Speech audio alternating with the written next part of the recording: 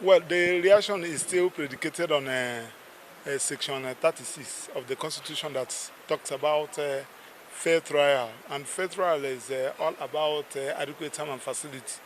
As one of the senior members of Mazen Nnamdi's legal team, of course, you witnessed that the other day I went to visit him, and my right was violated to an extent that I have to come to court to enforce that right. And the court made a heavy comments against DSSS, awarded 5 million naira against them in my favor, asked them to tender apology, and what have you.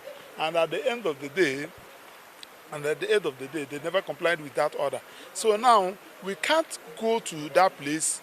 Nnamdi, as we speak now, there is no conference. I have not had any conference with Mazen Nnamdi as my client, somebody that is facing these huge criminal charges. I have not had any conference with him. I have not been able to discuss with him. I have not even confronted him with evidence provided because DSSS is frustrating all my effort to have a conference with him. There is no confidentiality. And we are now asking that the fair trial is predicated on confidentiality. Now that I don't have any confidentiality with my client, how do you want me to enter to take him on trial? It is against the rules of professional ethics for a lawyer to commence a trial with a client that you never prepared for. So, and we are told the judge our predicaments, the evidence are there, and the judge insisted on going on a trial. Trial for what? I would prefer to pull out from the matter than to go into a trial with a client, with a suspect, with the defendant that have not prepared for the trial. So we have provided solutions. We said reinstate his bail as admonished by the Supreme Court.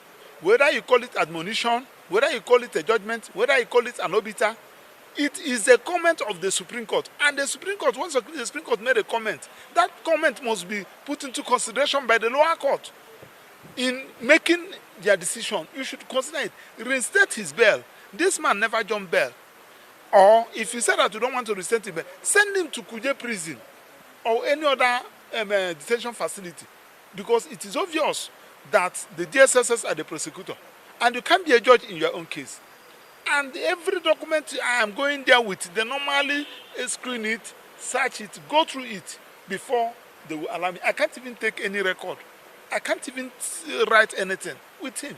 So that is the position. If peradventure on the 20th, he decided to overrule us and insist on keeping Nnamdi there, he can go ahead with his trial, let him try him, let the DHS be the judge, let them try him and send him to prison or condemn him or whatever thing they want to do.